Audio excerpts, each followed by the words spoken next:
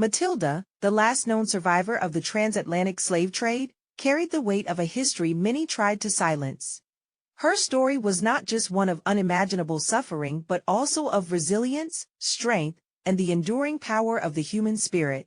Born in West Africa in the mid-19th century, Matilda grew up in a vibrant community filled with traditions, music, and a strong sense of kinship.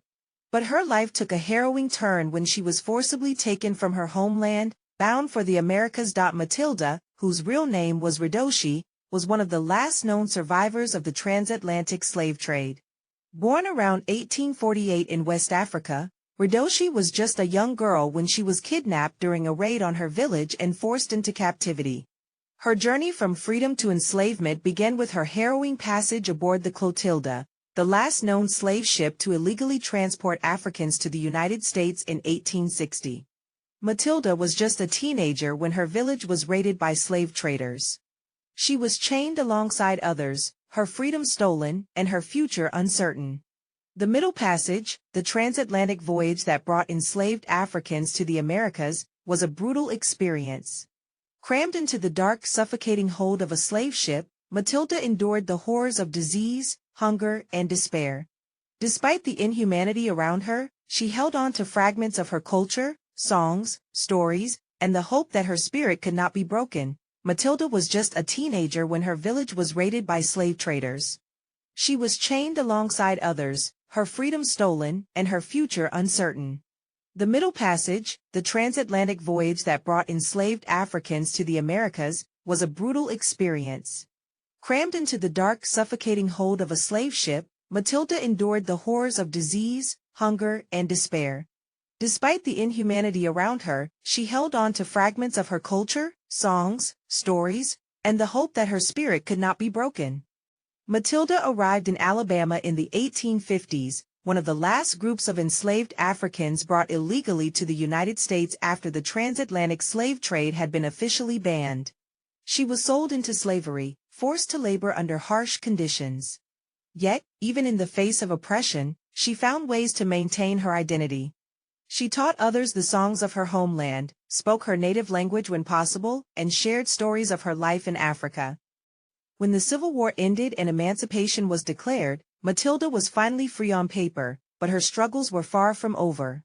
The Reconstruction era was rife with challenges for newly freed African Americans, and Matilda had to navigate a world that sought to deny her humanity at every turn. Despite this, she worked tirelessly to build a life for herself, often sharing her experiences with younger generations to ensure the horrors she endured would never be forgotten. After being enslaved on a plantation in Alabama, Ridoshi faced unimaginable hardships. When emancipation came after the Civil War, she and her husband, who had also been enslaved, found themselves free but left to rebuild their lives in the shadow of systemic racism and violence. In her later years, Ridoshi spoke of a significant journey she undertook on foot to Selma, Alabama. She walked miles to join others in the Black community who were organizing for better opportunities and land ownership. This walk symbolized not only her resilience but also her determination to claim a future for herself and her family in a world that had long sought to deny her humanity. Selma, a burgeoning hub for African American progress in Alabama, represented a chance to rebuild and preserve cultural traditions. Ridoshi spent her final years living on the plantation where she had once been enslaved, a common reality for many freed African Americans during the Reconstruction and Jim Crow eras. Despite the oppression that persisted, she became a respected elder in her community.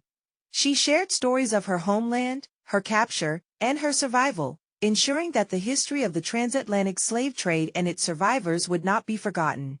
Ridoshi passed away in 1937, marking the end of a life that bore witness to one of the darkest chapters in human history. Her story was later rediscovered through historical accounts and research, reminding us of her strength and the resilience of millions like her. Preserving Ridoshi's story. Ridoshi's life serves as a powerful reminder of the enduring impact of the transatlantic slave trade and the importance of preserving the voices of its survivors. Her walk to Selma symbolizes the continuous journey of African Americans toward freedom, equality, and self-determination. Through her story, the legacy of those who endured slavery lives on, urging us to